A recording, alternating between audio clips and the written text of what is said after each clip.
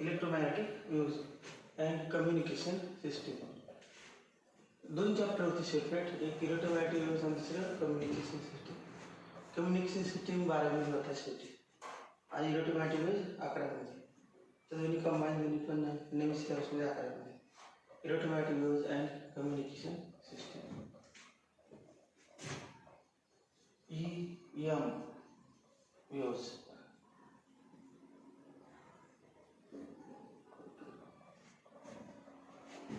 EM E म्हणजे electro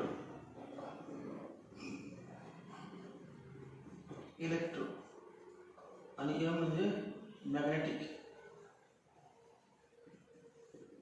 electron आणि magnetic. Electro म्हणजे इलेक्ट्रिक फील्ड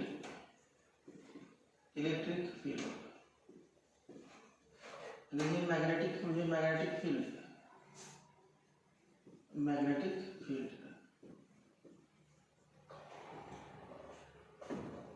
मग इलेक्ट्रिक फील्ड आणि मॅग्नेटिक फील्ड आपले बरोबर दोन्ही पण चॅप्टर झाले. तेच इलेक्ट्रिसिटी झालं त्यामध्ये इलेक्ट्रिक फील्ड आणि मॅग्नेटिझम मध्ये magnetic field. Magnet produces magnetic field, electric charge produces electric field.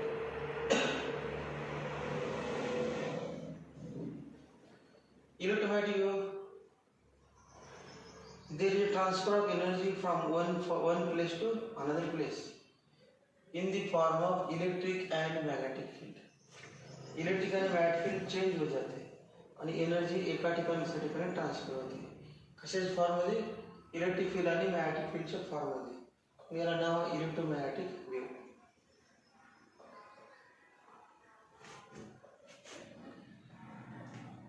Electromagnetic wave explain करायबद्दल जे आपण लॉज आहेत 4 लॉज, त्या लॉज नंतर पुन्हा मॅक्सवेल्स लॉ आहे आणि मॅक्सवेल्स लॉचा उपयोग करून मग इलेक्ट्रोमॅग्नेटिक वेव्हची डेफिनेशन आहे. पण 4 लॉची थोडक्यात माहिती आहे. कुठला law? Coulomb's law, Ampere's law, Gauss law. Gauss law अगोदर चॅप्टरमध्ये आहे परंतु सध्या आपलं झालं नाही, घेतलं नाही, परंतु आता या ठिकाणी आहे त्या शॉर्टमध्ये फक्त माहिती सांगितलं. कुलम्ब्स लॉ माहितीच आहे. Gauss law, GAUSS, Gauss law. Consider a closed surface of any shape. Consider a closed surface of any shape. Closed surface म्हणजे हॉल म्हणजे काय? Closed surface. 6 भिंती आहेत, खाली तर वरचा टॉप आणि 4 भिंती, सगळं मिळून closed surface of any shape. आणि आत चार्जेस ठेवले Q1, Q2 plus Q1 plus Q2 plus Q3 plus Q4 plus Q5 आणि Qn. Electric lines of force starts from point to charge. Electric lines of force starts from याच्यामध्ये काय बाहेर पडतात? Lines बाहेर पडतात. लाईन्स म्हणजे काय माहिती आहे? सर इथे चार्ज ठेवला, unit charge, point by repulsion. मग हा युनिट चार्ज यायसीन जातो, इथे ठेवला युनिट चार्ज यायसीन जातो. असे हे सगळे lines, the path along which small free positive charge moves when it is playing in electric field. Q1, Q2, Q3, Q4, Qn charges आत ठेवले, सगळे काय करतात? इलेक्ट्रिक फील्ड बाहेर, इलेक्ट्रिक फील्ड काय करतात? ते इलेक्ट्रिक फील्डमध्ये युनिट चार्ज ठेवला, स्मॉल फ्री पॉझिटिव्ह चार्ज ठेवला, तर तो लांब जातो रिपल्शन फोर्समुळे. या डायरेक्शनचं नाव काय? Lines of force. The path along which small free positive charge moves. मग आता असं नाही म्हणतं आपलं वाक्य काय? इलेक्ट्रिक लाईन्स ऑफ फोर्सची प्रॉपर्टी आहे बघ पहिली. Electric lines of force originates from positive charge and ends on negative charge. Electric lines of force emits from positive charge. म्हणजे सगळ्यांनी लाईन्स बाहेर पडल्या आणि हा क्लोज्ड सरफेस आहे. मग क्लोज्ड सरफेसमध्ये एकूण किती लाईन्स बाहेर पडल्या तर ते गॉस लॉ सांगतो. मग गॉस अकॉर्डिंग आणि किती लाईन बाहेर पडल्या त्याला आपण म्हणूया electric flux. Electric flux phi E. Electric flux phi E. Electric flux म्हणजे काय? Number of electric lines of force passing normally through given area. ठराविक एरिया दिला असेल, हा क्लोज्ड सरफेस एरिया, त्यामुळे पास होणाऱ्या एकूण 100, 200, 1000, 10,000 काय त्या लाईन्स असतील, त्या लाईनच्या संख्येला नाव काय? Electric flux. ई म्हणजे इलेक्ट्रिक आणि phi म्हणजे फ्लक्स. इलेक्ट्रिक फ्लक्स आणि किती चार्जेस पण आज इन्क्लूड आहेत आपण कोणून ठेवलेत या फ्लोअर सर्किटच्या सगळ्यांची सम करायची 10 कलम 20 कलम 30 कलम 40 कलम 50 कलम 60 कलम सगळ्यांची टोटल अल्जेब्राइक सम करायची आणि ती सम केली तर sigma Q I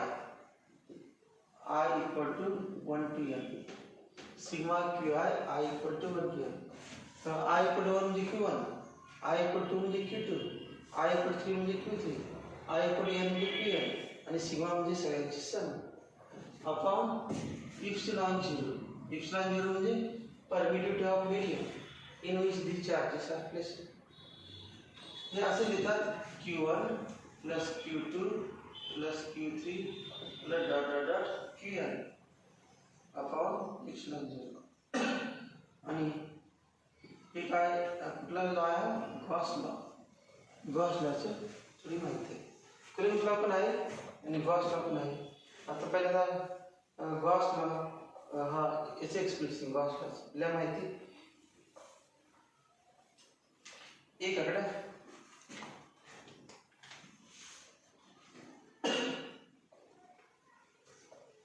Gauss law for electrostatics Gauss law for electrostatics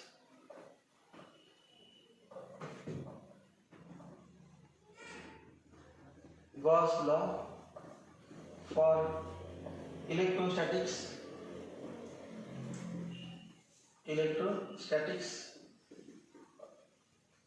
which is essentially the Coulomb's law which is essentially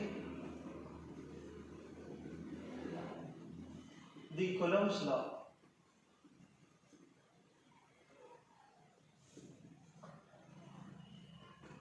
Gauss law in electrostatics Gauss law for electrostatics which is essentially the Coulomb's law describes the relationship between static electric charges describes the relationship between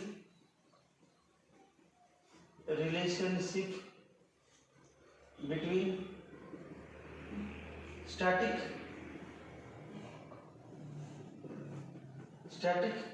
electric charges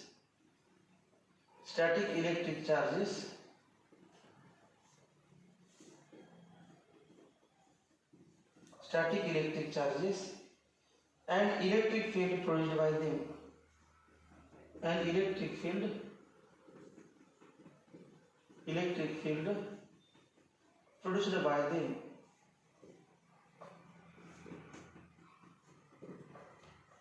electric field produced by them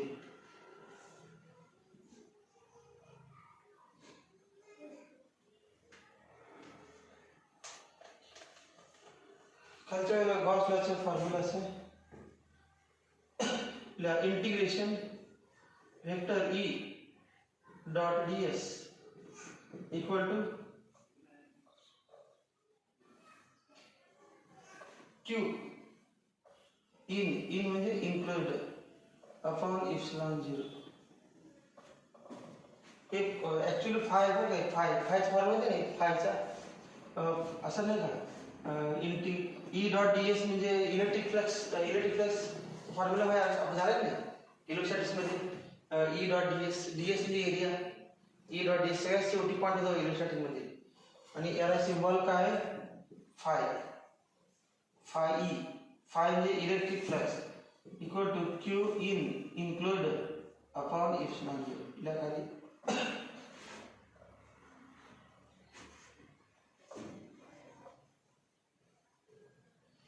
here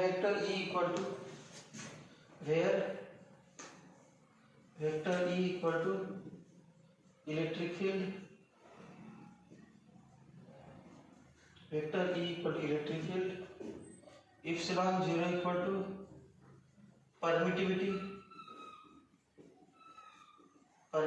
of vacuum epsilon 0 equal to permittivity of vacuum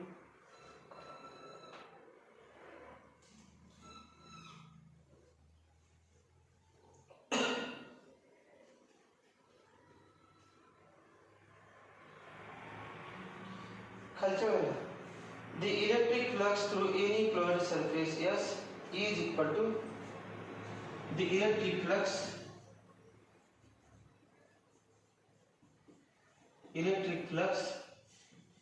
through any closed surface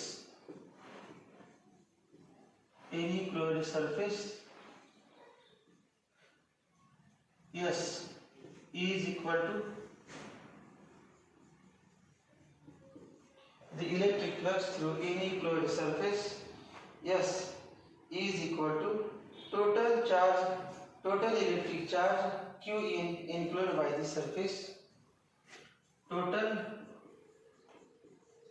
electric charge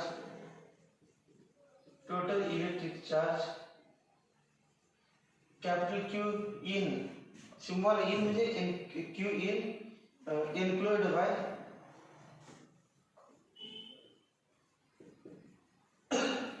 total electric charge Q enclosed by the surface divided by epsilon 0, enclosed by the surface divided by epsilon 0. Statement आहे पुन्हा Gauss loss his statement is पुन्हा the electric flux through any closed surface yes म्हणजे हा formula the electric flux through any closed surface is equal to total electric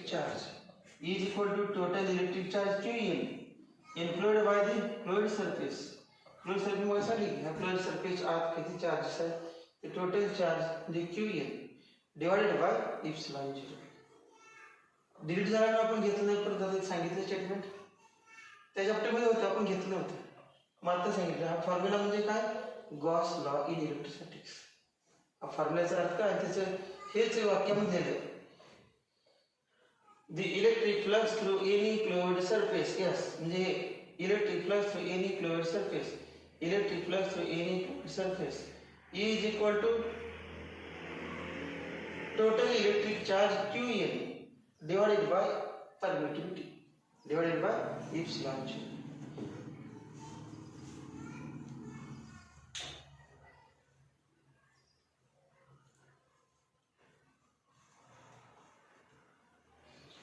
This Gauss law describes the relation between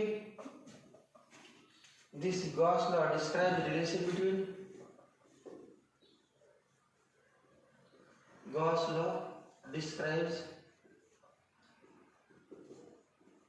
a relation between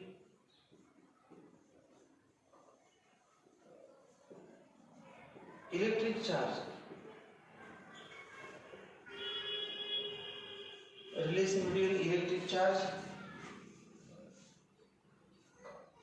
and electric field it produces, and electric field it produces किंवा produced by electric field it produces.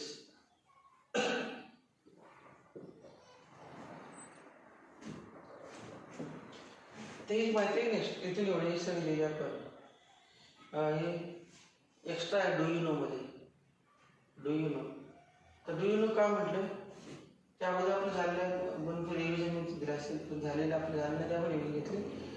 हेच वाक्य पुन्हा, Gauss law for electrostatics which is essentially the Coulomb's law describes relationship between static electric charges and electric field produced by them. तेच वाक्य आहे ना, relationship between static electric charges and electric field produced by them.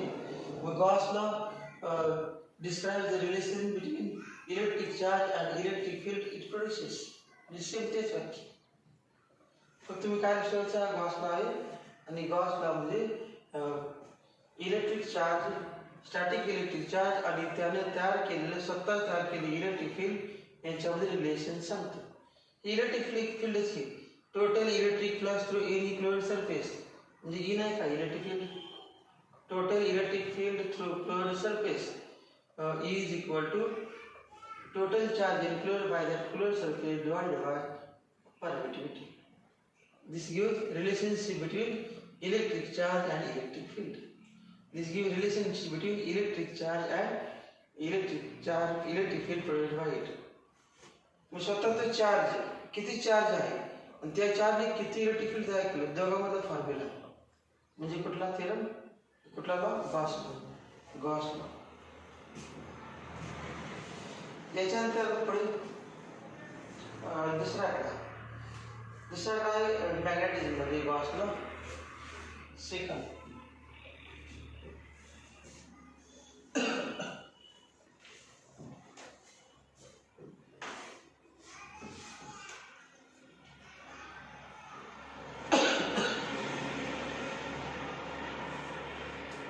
Gauss law for magnetism.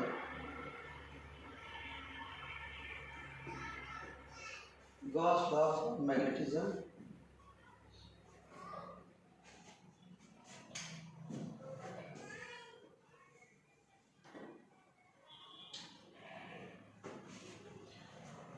जेव्हा कितून करायचं आपण परत अगोदर explanation बघा. Gauss law for magnetism. Gauss law for electrostatic काय होतं? It gives the relationship between the electric charge and electric field produced by it. It gives the relationship between electric charge and electric field produced by it. Gauss law in magnetism. Magnetism मध्ये magnet असतो. हा magnet north pole आणि south pole आहे. North पोलचा charge किती असतो Km plus Km आणि south पोलचा minus Km. हे चार्जच आहे. मग आपण काय म्हणतो electrons of starts from positive charge and ends from negative charge असं म्हणतो. परंतु या ठिकाणी आपण क्लोज सरफेस घेतला आणि क्लोज सरफेसवर प्लस Q1 चार्ज घेतला. इथून काय बाहेर पडल्या लाईन्स बाहेर पडल्या आणि या लाईन्स बाहेर पडल्या लाईन्स म्हणजे इलेक्ट्रिक फ्लक्स आणि चार्ज यांच्यामध्ये रिलेशन म्हणजे गॉस लॉ. तसं गॉस लॉ इन मॅग्नेटिझम काय magnetic monopole does not exist. जसं चार्ज असतो ना प्लस Q असतो plus Q1 plus Q2 plus Q3 plus Q4 एकटा असू शकतो. परंतु मॅग्नेटिझम मध्ये प्लस Q1 किंवा मायनस Q1 एकटे नसतात. कायम काय असतात दोन्ही बरोबर असतात प्लस Qm आणि मायनस Qm. आता कायम जिकडे प्लस Qm असणार तिकडे मायनस Qm असणार म्हणजे magnetic monopole does not exist. तर मॅग्नेट कसं म्हणायचं मॅग्नेट डायपोल त्याला नॉर्थ पोल असणार आणि south pole. North pole separate north pole does not exist in nature. Separate south pole does not exist in nature. म्हणजे तिकडे कायम बरोबर असणार. मग तेव्हा इथून काय म्हणणार आपण electric lines of force originates from electric magnetic lines of force starts from north pole बाहेर पडल्या आणि साऊथ पोल वर एंड झालं आणि एंड झाल्याने पुन्हा इथून आतून बाहेर पडून आत गेले south to north close loop तयार करतात. जसं इलेक्ट्रिक लाईन्स ऑफ फोर्स काय म्हणतो आपण ओरिजिनेट्स फ्रॉम पॉझिटिव्ह चार्ज. बाहेर पडले पण असं रिव्हर्स होऊन येत नाही. पण या ठिकाणी पॉझिटिव्ह निगेटिव्ह चार्ज असल्यामुळे मॅग्नेटिक चार्ज असल्यामुळे मोनोपोल नसल्यामुळे सर्क्युलर लाईन्स असतात. कुठल्या लाईन्स सर्क्युलर असतात magnetic lines are circular lines और electric lines do not. Electric lines circular नसतात. बाहेर पडले कसं लांब जाणार मॅट फील्ड नाही फिरून पुन्हा येतात असे फिरत राऊंड मारतात सर्कल असतात.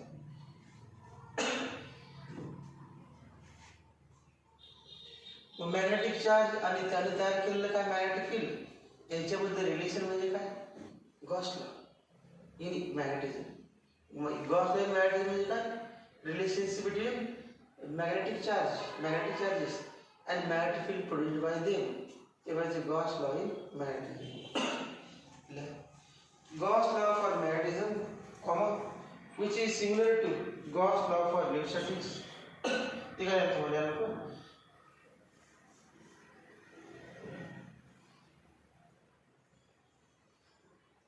Gauss law for magnetism states that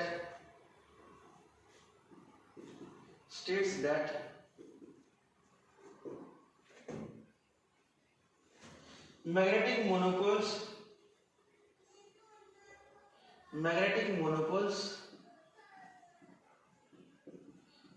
magnetic monopoles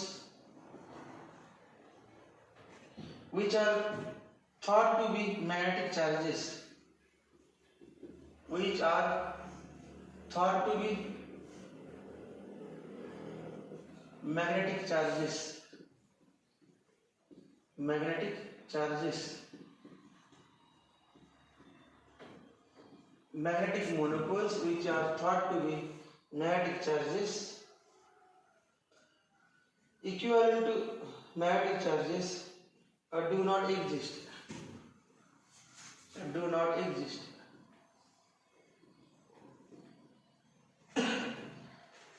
Gauss law for magnetism states that magnetic monopoles which are thought to be magnetic charges do not exist. Magnetic monopole अस्तित्वात नसतात.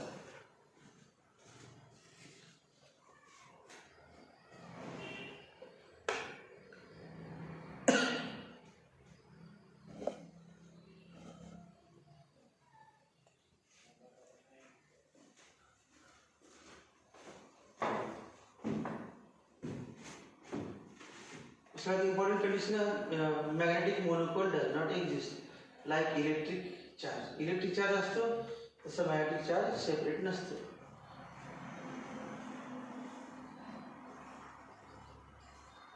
Magnetic poles always occurs in pairs. Magnetic poles always occurs in pairs. Magnetic poles always occurs in pairs. म्हणजे north and south. Always occurs in pairs.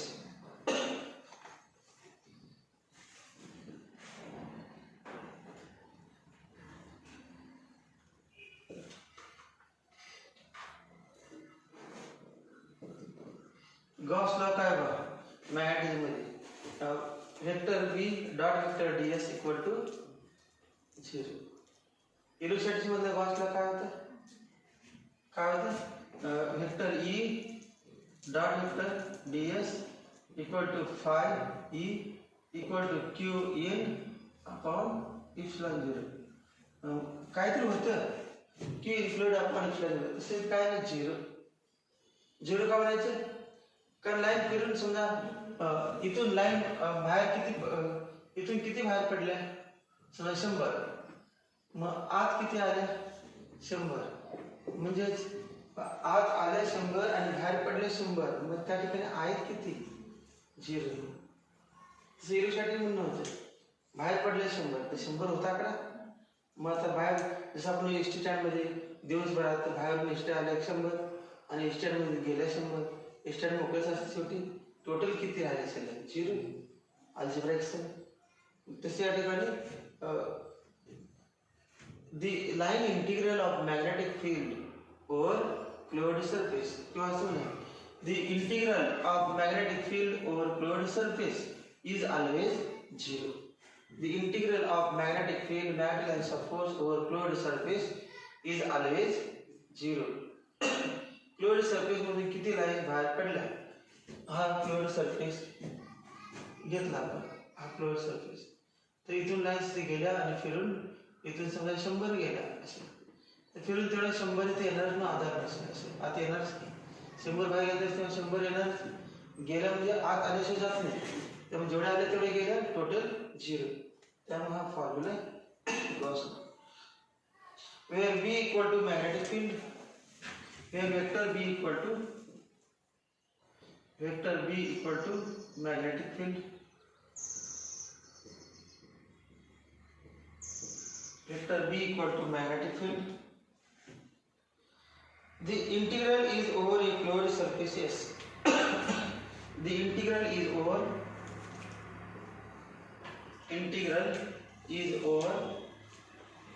a fluid surface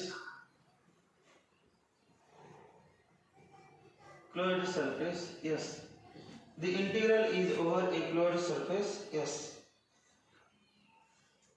the law states that magnetic flux through fluid surface is always 0. The law states that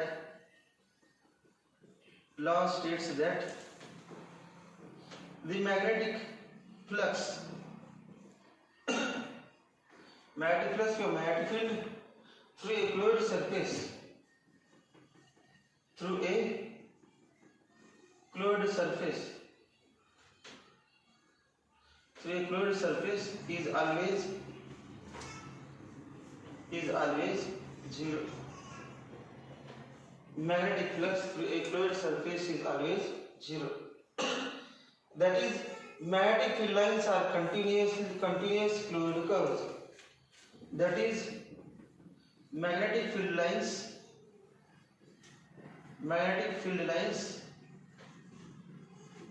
are continuous fluid curves. म्हणजे loops असतात, circles असतात, fluid असतात, continuous fluid curves, comma having neither beginning nor end. Having neither beginning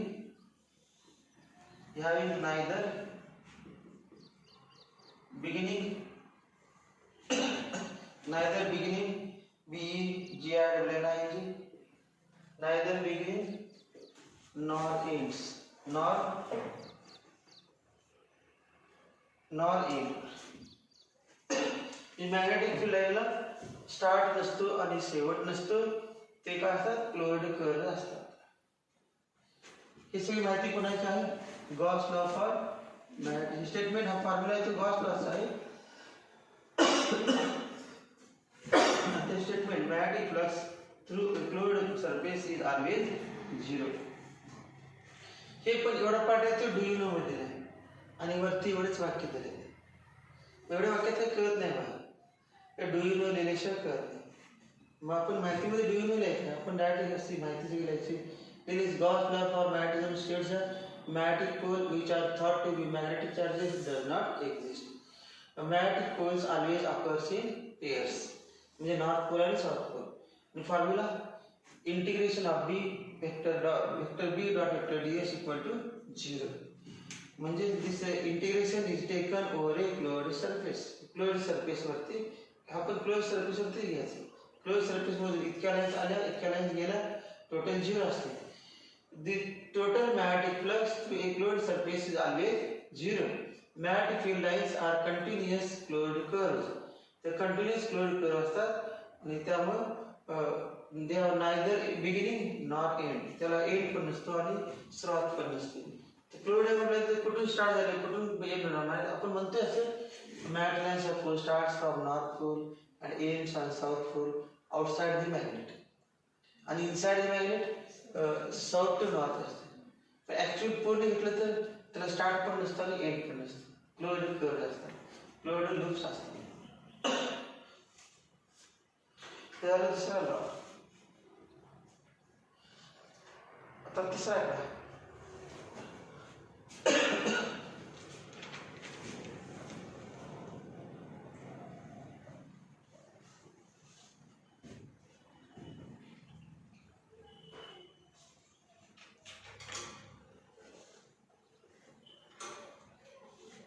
तीसरा Faraday's आहे. तिसरा Faraday's law. Third Faraday's law which gives a relationship between F-A-R-A-D-A-Y. Yes, Faraday's law which gives relation between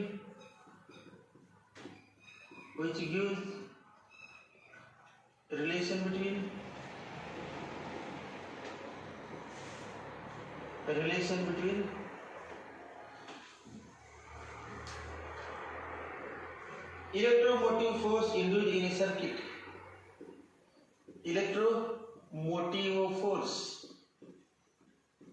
Electromotive force कशामध्ये असल्या EMF short form. Induced electromotive force induced in a circuit.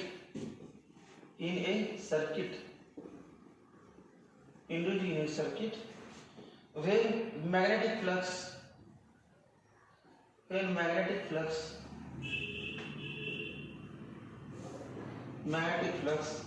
linked with the circuit changes. Linked with the circuit changes.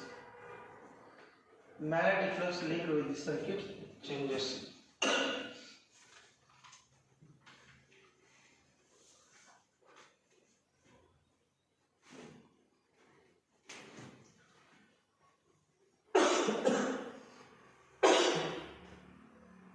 आता हा जो point आहे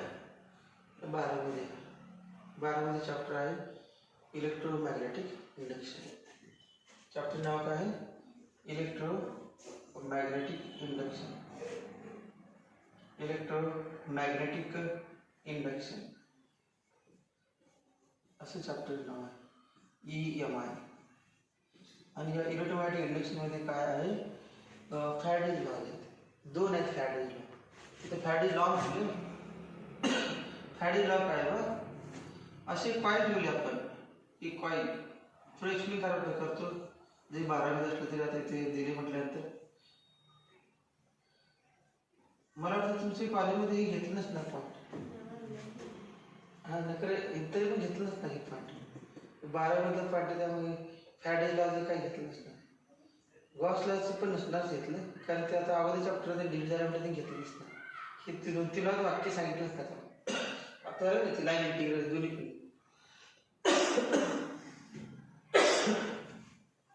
पण तुला delete झालेलं नाही तुमचं आत्ताकडे, हे कोणी डिलीट झालं नाही. त्यामुळे किंवा थोडं काय जास्त नाही, थोडं सांगितलं कळतं.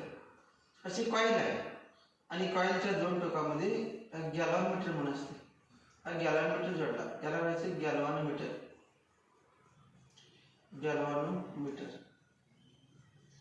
आणि काय कॉईल आहे, कॉईल. आणि कॉईलच्या जवळ आपण एक मॅग्नेट आहे, मॅग्नेट ठेवला, नॉर्थ पोल आणि साऊथ पोल. आणि मॅग्नेट आपण मॅग्नेटची मोशन केली. Suppose that magnet is moved toward the coil. कॉईलच्या अक्रॉस गॅलव्हॅनोमीटरला गॅलव्हॅनोमीटर काय ते करंट फ्लो होती ना बघण्यासाठी.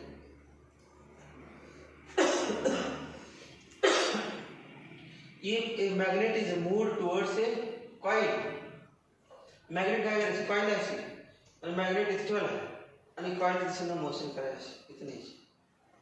If magnet is moved towards a coil, it is found that galvanometer shows deflection. Galvanometer pointer नाही, अल्युमिनियम पॉइंटर याचा रीडिंग झाली. हा पॉइंटर असतो तो त्या इंस्ट्रुमेंटमध्ये डिफ्लेक्ट होतो. आपण डिफ्लेक्शन ओळखणार कसं काय? मॅग्नेटची मोशन केलं तर डिफ्लेक्शन काय ते झालंच नाही, घडलाच नाही की ज्याच्यामुळे आपोआप ते काय झालं नाही. समजा मॅग्नेट थांबवलं आपण हा कॉईल आणि कॉईलच्या वेळेला थांबला, झिरो डिफ्लेक्शन होत नाही. पुन्हा आणि मॅग्नेट समजा असं लांब लाईन होईल, परत डिफ्लेक्शन होते की रिव्हर्स डायरेक्शनला. Whenever there is a motion of relative motion between magnet and coil. Whenever there is relative motion between magnet and coil, current is generated in the coil. Coil मध्ये काय तयार होतो? Current तयार होतो. कशामुळे? मॅग्नेटचं मोशन केल्यामुळे. Motion झाले की डिफ्लेक्शन, मोशन थांबले की डिफ्लेक्शन थांबले, मोशन थांबले की डिफ्लेक्शन थांबले. जो पण मोशन करणार तुम्ही अगदी चिकटून ठेवून ठेवला मॅग्नेट इथे चिकटून, करंट किती असणार? झिरो. आणि लांब नाही ठेवला येते तरी पण करंट झिरो. परंतु इथून इकडे जात असताना असणार करंट, इथून इकडे जात असताना टुवर्ड्स जावं तर आवे जावा, मोशन चालू झाली कुठली करंट असते, मोशन थांबली करंट झिरो.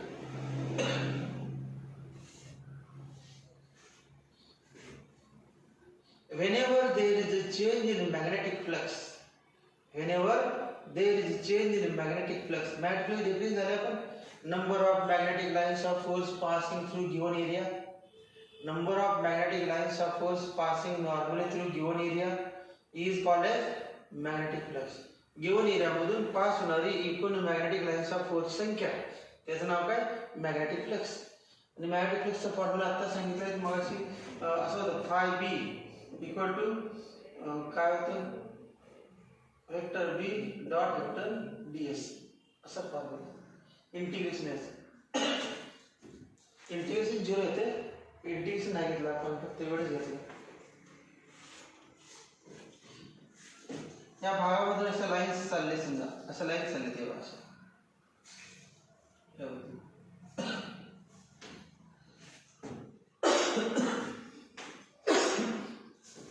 एवढं magnetic lines of course start from north pole. North pole बाहेर असं गेलं की पाय घातले जाणार नाही तुम्ही असे कॉईलच्या जवळ आपण मॅग्नेट घेतलाय तिथे जाणारच आहे आतून असं. पण जसं मॅग्नेट जवळ लाईन संख्या वाढतात, जसं मॅग्नेट जवळ नाही, आता समजा मॅग्नेट लांब आहे त्यातलं काय असं बाहेरच्या बाहेर गेल्या त्या कॉईलमध्ये गेलंच नाही, जवळ तसं काय होणार, बाहेर जायचं काही म्हणून सगळ्यांशी आतून जाणार. आणि एक वेळ असं की मॅक्झिमम वाढत चाललेलं आहे, 10 lines, 20 line, 30 line, 40 line. Whenever there is change in magnetic flux linked with the coil, EMF is generated. EMF म्हणजे व्होल्टेज. हे 10वी मध्ये तुम्ही झाले. 10वी मध्ये चॅप्टर नाव होतं का, इफेक्ट ऑफ इलेक्ट्रिक करंट. 10वी मध्ये chapter effect of electric current, त्यामध्ये होते की EMF शब्द इलेक्ट्रोमोटिव्ह फोर्स असं होतं की EMF म्हणजे व्होल्टेज, बॅटरी जोडली असते बॅटरीचं व्होल्टेज, जशी बॅटरी जोडली त्याचं व्होल्टेज असते ते त्याला EMF म्हणायचं. EMF फॅराडे सायंटिस्टने काय सांगितलं, whenever there is a change in magnetic field linked with a coil, then EMF is induced in the coil. Current is induced in the coil. Current is developed in the coil. Current तयार झाला, EMF तयार झाला. Current कशामुळे तयार होतो आपल्याला माहिती आहे. करंट कधी तयार होतो, एखाद्या वायरमध्ये, इथे नव्हे, एखाद्या वायरमध्ये करंट कधी तयार होतो, बॅटरी जोडल्यावर. मग या ठिकाणी बिगर बॅटरीचं करंट इथे याच्यामध्ये इकडे बॅटरी आहे का नाही, गॅलॉनमीटर आहे साधा, आणि मॅग्नेटच्या मोशनमुळे करंट तयार झाला, म्हणजे आपोआप तयार झाला नाही मोशनमुळे. मग ते कुणीतरी करंट तयार केला असणार, बॅटरी नाही जोडली पण करंट आहे म्हणजे बॅटरी असली पाहिजे. तर झाडाची पाणी हलतात म्हणजे कोणतं असणार जे हलवणार आहे आपल्याला दिसत नाही, बरोबर, कोणतं असणार, कोणतं नाव काय, एअर, हवा, वारा आहे ना, वारा यायला लागलं. तसं या ठिकाणी डिफ्लेक्शन दाखवते म्हणजे करंट आहे, आणि करंट आहे म्हणजे त्याला तयार करणारा न दिसणारा असला पाहिजे, आणि त्याचं नाव काय, EMF. मग Faraday's law which gives relation between EMF induced in the circuit when, कधी, EMF induced in the circuit when magnetic flux linked with the circuit changes. Circuit होती जेव्हा मॅग्नेटिक फ्लक्स लिंक झालेला चेंज होते तेव्हा त्या सर्किटमध्ये EMF induce होतो. हे कोणी सांगितलं, फॅराडेज लॉ. फॅराडेज लॉ पुन्हा लिंक सांगितली, मॅग्नेटचे मोशन म्हणजे मॅग्नेटिक फ्लक्स बदलेल तसं करंट तयार होतो, EMF तयार होतो, म्हणजे लिंक सांगितलं बघा. करंट आणि करंट म्हणजे काय, चार्ज. मग चार्ज मॅग्नेटिक फील्ड मध्ये बदलामुळे काय झालं, चार्ज तयार झाला. मग रिलेशन आहे नाही, मॅग्नेट जेव्हा चेंजिंग आहे, मॅग्नेट थांबला असेल, मॅग्नेट बदलत नसेल मग नसतो आहे. whenever there is change in magnetic field, whenever there is varying magnetic field, there is current. magnetic field जोपर्यंत बदलते तोपर्यंत करंट. इलेक्ट्रोस्टॅटिक्स मध्ये काय म्हणतो आपण, एखादा चार्ज आत कोंडून ठेवला तर त्यामधून लाईन्स बाहेर पडतात, कुठल्या, electric lines, electric flux. Electrostatics ते गॉस लॉ झालं. त्यानंतर दुसरा कुठला, Gauss law for magnetism. Gauss law for magnetism काय सांगितलं, total magnetic lines of force are neither beginning nor ending. The electric magnetic flux over closed surface is always 0. magnetic flux closed surface मध्ये एखादा closed surface घेतला त्यात lines किती बाहेर आल्या किंवा आत गेल्या सांगायचं तर 0 असतात. ते गॉस लॉ सांगितलं.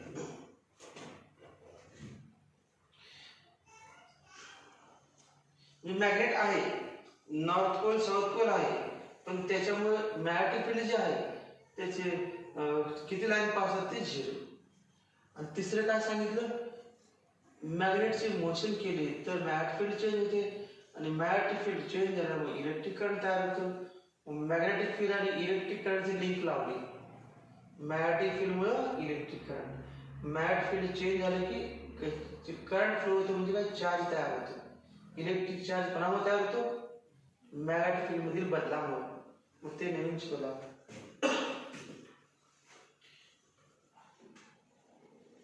फॉर्म्युला एक्स्ट्रा अजून दिलेला आपण याची काय माहिती एक्सप्लेन केलं, थोडं सांगितलं. 12 मध्ये आहे इलेक्ट्रोमॅग्नेटिक इंडक्शन चॅप्टर. तर आता इलेक्ट्रोमॅग्नेटिक वेव्हज चॅप्टर मध्ये दिलेला आहे त्यामुळे पुढे घेतलं. Integration vector E dot dl equal to minus d phi m by dt minus d phi m by dt.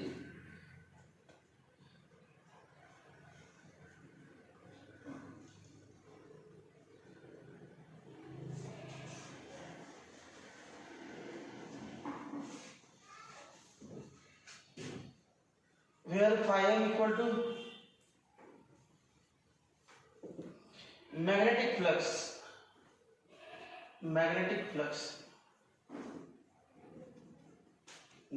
flux.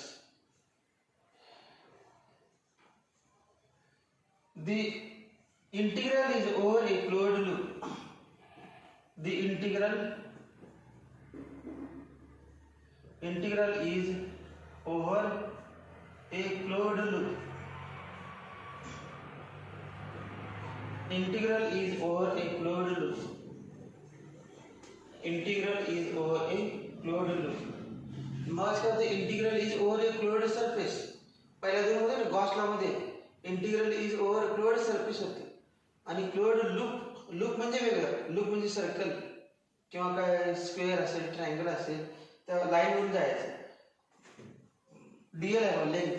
मग काय होतं डीएस. एस म्हणजे एरिया. एस म्हणजे काय होतं एरिया आणि डीएल म्हणजे लेंथ. मग this magnetic integral is over a closed loop. The time varying magnetic field induces statement is a statement म्हणा statement. The time varying is changing. Here a time varying magnetic field. The time varying magnetic field induces EMF. Induces INDUCES induces an EMF, electromotive force, short form EMF. जैसे voltage म्हणतात त्याची unit volt असते. Induces EMF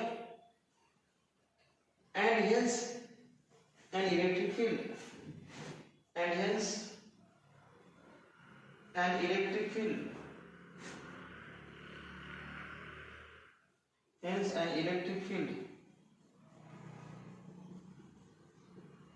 EMF तयार करतं आणि EMF तयार झाल्यामुळे EMF म्हणजेच इलेक्ट्रिक फील्ड तयार होते. E म्हणजे इलेक्ट्रिक फील्ड नाही का. E म्हणजे काय इंड्युसेस EMF कुठे दिलं नाही का. याचं नाव आहे EMF. एक्स्ट्रा द्यायला पाहिजे तर E म्हणजे EMF. Minus d phi by dt म्हणजे काय EMF म्हणजे व्होल्टेज आणि याच्यामुळे काय तयार झालं इलेक्ट्रिक फील्ड तयार झालं.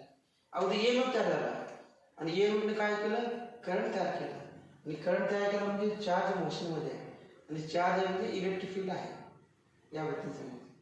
The time varying magnetic field produces EMF. Time varying म्हणजे काय the change in magnetic field produces change in magnetic time varying magnetic field म्हणजे काय changing magnetic field induces develops EMF and hence it develops electric field. Electric field develop करतो, EMF develop करतो changing magnetic field. हे काय Faraday's law आणि Lenz's पण आहे पण तो शब्द लिहिला आपण. The direction of induced EMF is such that खाली the direction of induced EMF is such that direction of induced EMF is such that the charge is the change is upward. Change is upward. The direction of induced EMF is such that the change is upward. हे जे वाक्य आहे दोन वाक्य आहेत ना, पहिलं आणि दुसरं वाक्य काय आहे Lenz's law LENZS Lenz's law आणि पहिलं वाक्य काय फॅराडेज लॉ. हे पहिलं वाक्य फॅराडेज लॉ असं सेपरेट दिलं नाही, परंतु हे दोन, एक फॅरेडे लॉ आहे आणि लेंझेस लॉ. लेंझेस लॉ आणि फॅरेडे. सायंटिस्ट लेंझ आणि सायंटिस्ट फॅरेडे.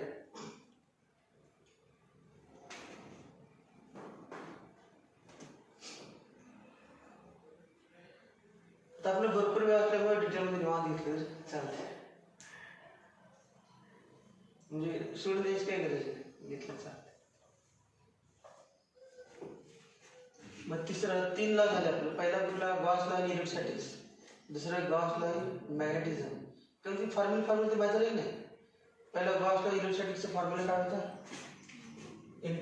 असं होतं, integration E dot D S vector D S equal to Q in upon epsilon 0, आणि यालाच नाव आहे phi E, electric flux. Electric flux तयार होते आणि ते लाईन पास होतात सरफेसमध्ये. त्यानंतर मॅग्नेटिक फ्लक्स होतं फाय बी, ते integration B dot D S होतं आणि ते किती होतं? 0. तिसरं हे ई एम एफ तयार झाला, ई एम एफ ई, आणि integration E dot D L equal to काय? Minus D phi M by D T. हे 3 लॉ झाले. पहिला झाला गॉस लॉ इलेक्ट्रोस्टॅटिक्स, दुसरा गॉस लॉ इन मॅग्नेटिझम, आणि Faraday's and Lenz's law. Faraday's and Lenz's law. हे minus चिन्ह कशासाठी? दी चेंज इन याचा वाक्य काय दिसतं तुम्हाला? The direction of induced EMF is such that the change is opposite. म्हणजे काय? समजा मागाची डायग्राम येते की ही कॉईल आहे किंवा अशी कॉईल आहे समजा, आणि हा मॅग्नेट आहे, आणि नॉर्थ पोल आणि साऊथ पोल. मॅग्नेट आपण कोणाच्या दिशेने घेऊन चालले? कॉईलच्या दिशेने. मॅग्नेट कॉईलच्या दिशेने घेऊन चालले. तर कॉईलमध्ये काय होतं? करंट, चार्ज तयार होतो, करंट तयार होतो, ईएमएफ तयार होतो, आणि करंट क्लॉकवाईज किंवा अँटी क्लॉकवाईज असणार. त्याची डायरेक्शन असते नसते तर किती तयार होते? त्या फॉर्म्युला कुठला? Minus D phi by D T. याचं line pass, line pass flux असेल, flux magnetic flux lines, flux इथे बाहेर पडलेला असेल.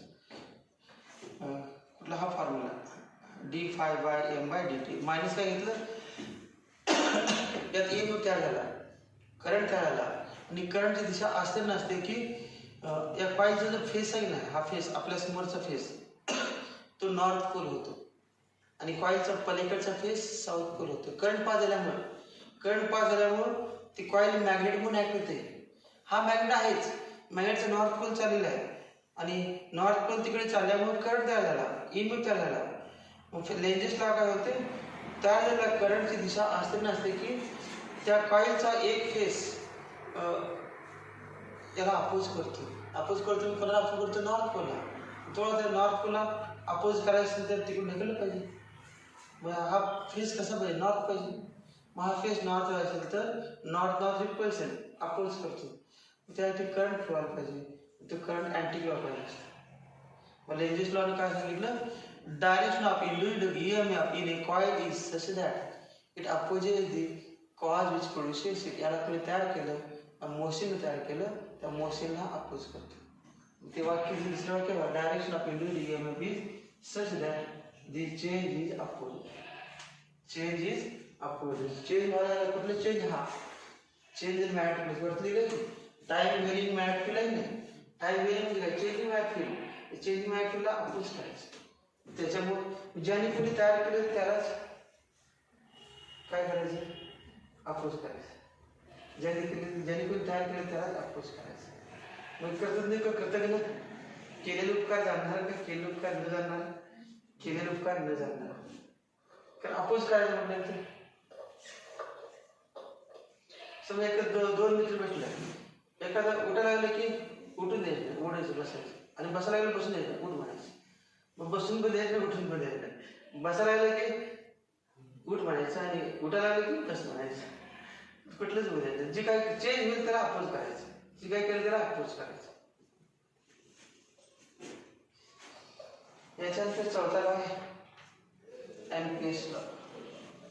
एम्पियर्स लॉ चौथा लॉ आहे, पण 12वीचा चौथा law.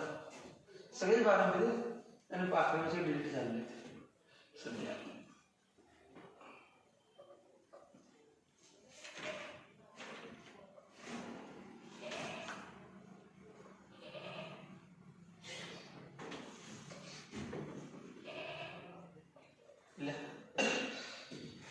Ampere's law gives a relation between Ampere's law gives the relation between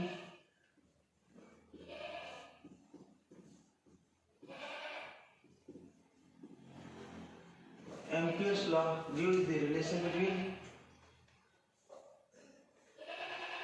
induced magnetic field associated with loop. Induced magnetic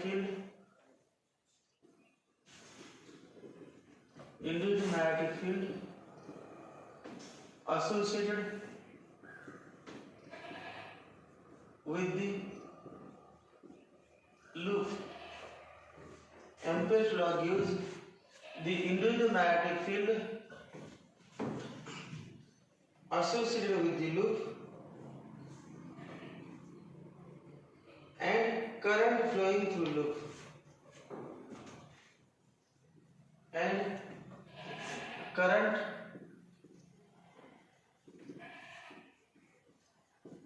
flowing through. Ampere's law gives the relation between induced magnetic field associated with the loop. Induced magnetic field associated with the loop and current flowing through loop. Current flowing through loop. Current flowing through loop.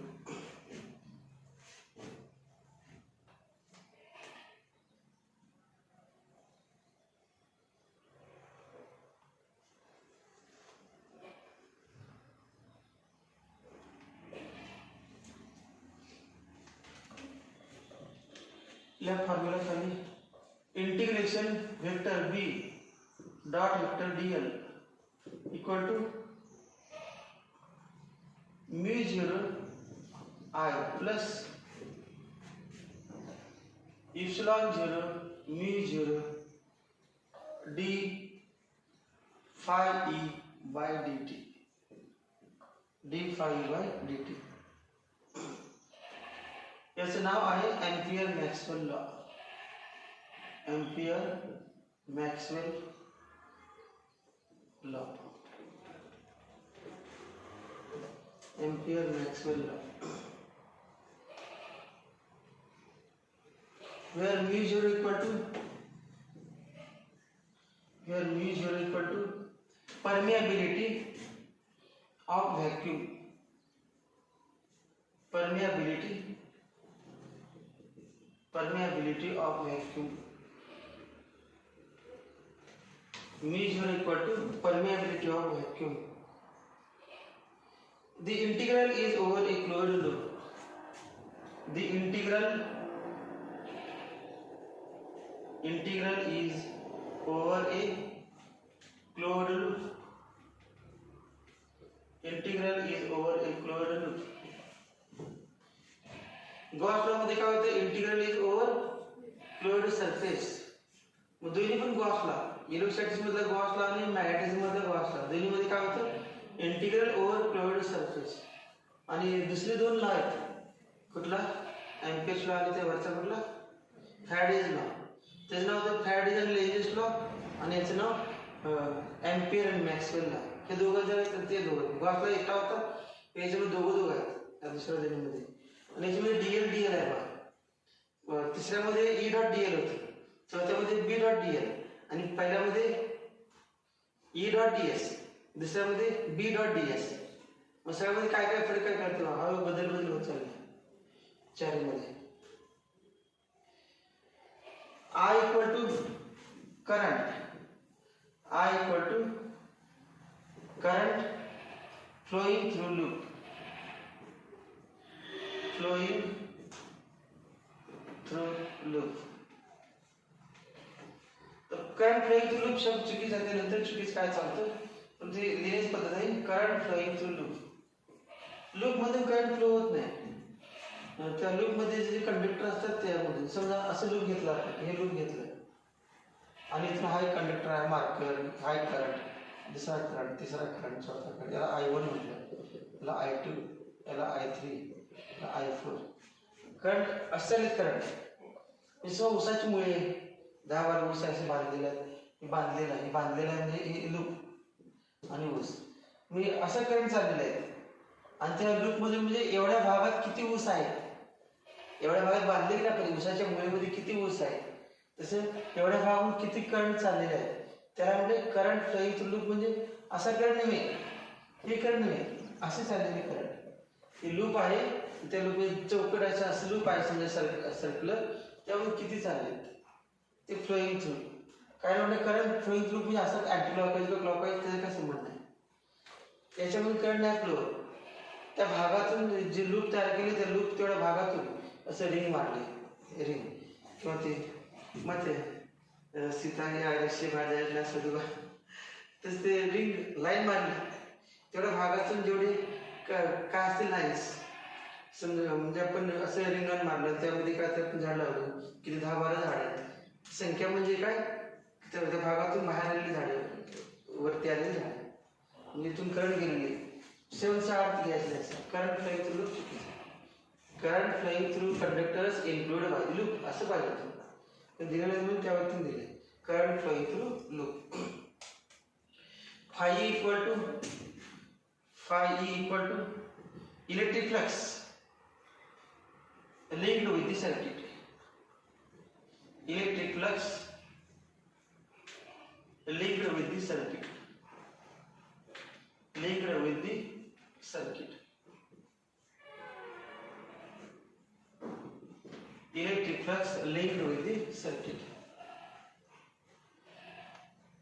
Magnetic field is generated by moving charges. Magnetic field is generated by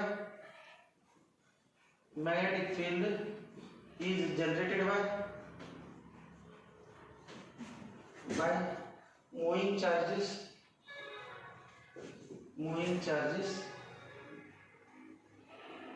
Magnetic field is generated by moving charges. Magnetic field is generated by moving charges and also generated by varying electric fields, and also generated by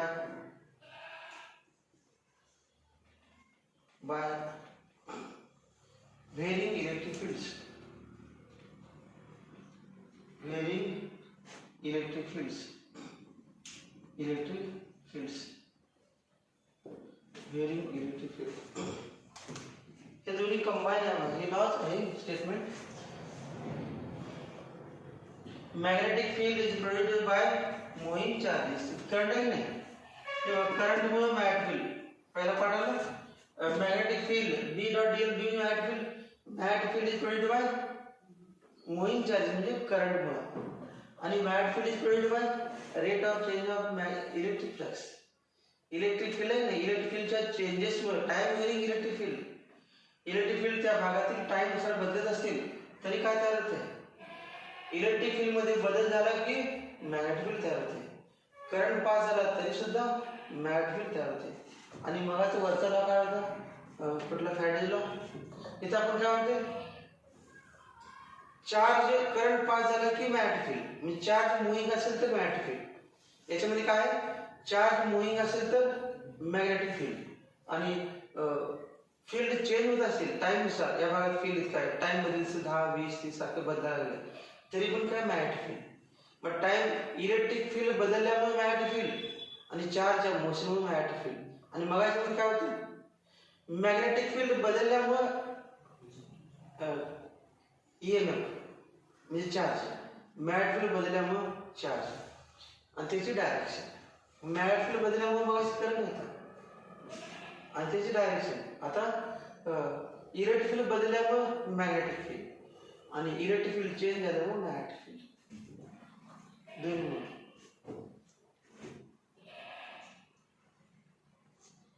time varying काय होतं magnetic field. मगाच्यामध्ये काय होतं, time varying magnetic field मध्ये current, time varying magnetic field मध्ये current होता, आणि आता time varying electric field मध्ये मॅग्नेटिक फील्ड. से उलटे सुलटे आहेत.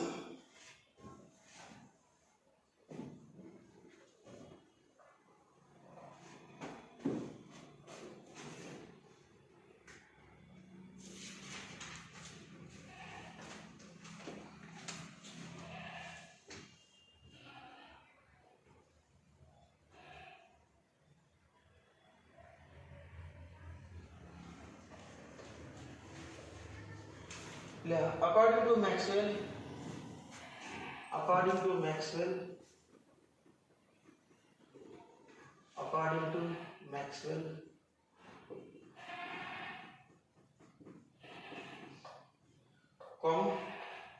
magnetic field can be generated not only by electric current,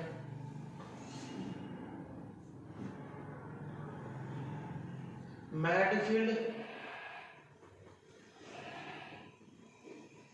is generated, magnetic field is generated not only by electric current, not only by electric current, but also by changing electric field, but also by changing electric field.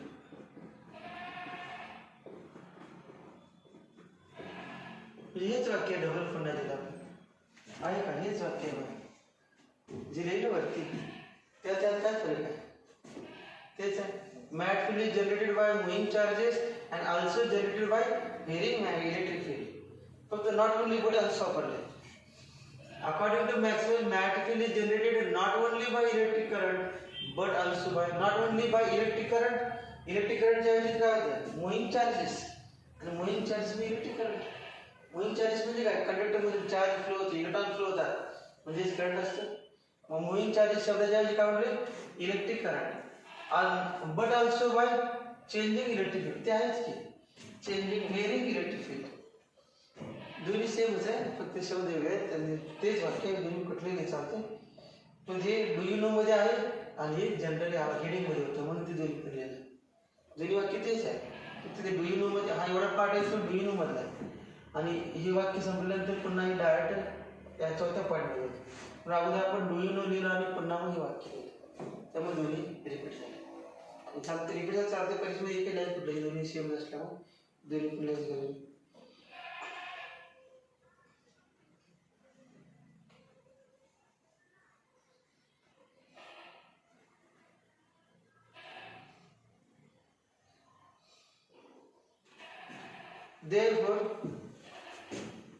Therefore, in year 1861, Maxwell added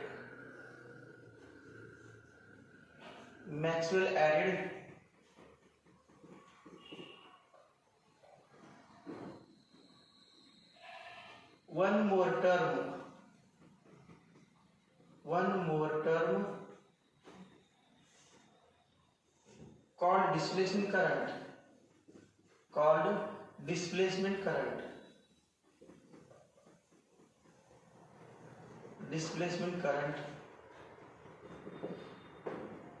Maxwell added one more term called displacement current to the equation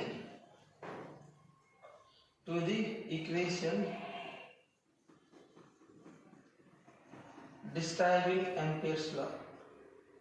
To the equation of Ampere's law.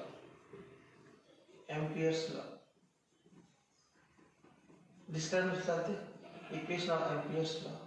Amperes लॉचं equation आहे ना, त्यामध्ये यांनी काय केलं? एक term add केली. ही टर्म कुठली टर्म? एवढा लॉ आहे नाही, त्याचं नाव एम्पियर्स लॉ. पहिला पार्ट आहे ना, ते 12 मध्येच आहे. Integration B dot D equal to mu zero R, एवढे नाव काय? Ampere's law. आणि एम्पियर्स लॉ मध्ये एक्स्ट्रा टर्म काय ऍड केली मॅक्सवेलनं? Epsilon zero mu zero D by D T of phi. Electric field change झाल्यामुळे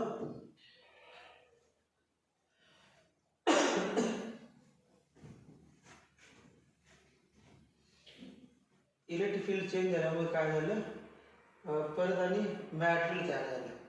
मग इलेक्ट्रिक फील्डच्या चेंजिंगमुळे मॅग्नेटिक फील्ड आणि करंटमुळे मॅग्नेटिक फील्ड आणि दोन्हीमुळे मॅग्नेटिक फील्ड हे सांगितलं मॅक्सवेल्स लॉ आणि एम्पियर्स लॉ मध्ये दोन्ही नाव काय झालं कळलं का? पहिला पार्ट आहे तो एम्पियर्स लॉचा आहे आणि दुसरा पार्ट आहे तो मॅक्सवेल्स. पहिला पार्ट ॲम्पियर्स लॉ आणि तिसऱ्यामध्ये ते निगेटिव्ह साईन होते ते लेंजेस लॉ होतं. आणि d5b/dt होतं बघा. d5b/dt नाही मगाच्यामध्ये असं होतं मायनस d5b/dt.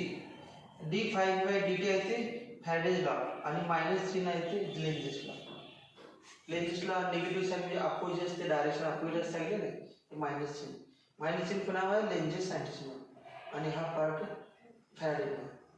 त्यामध्ये फॅरेडेज आणि लेंजेस लॉ असा आहे.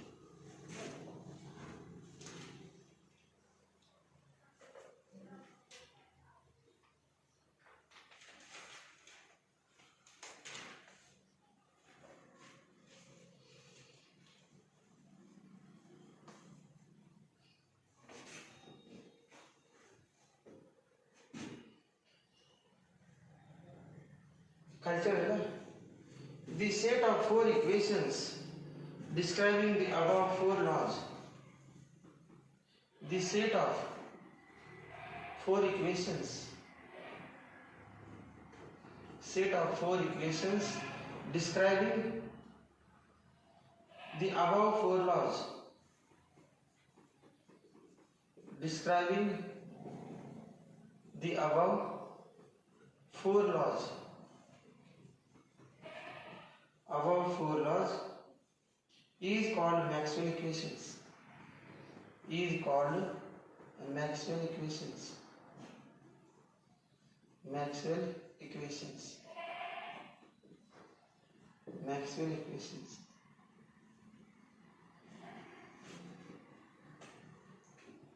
Maxwell equations.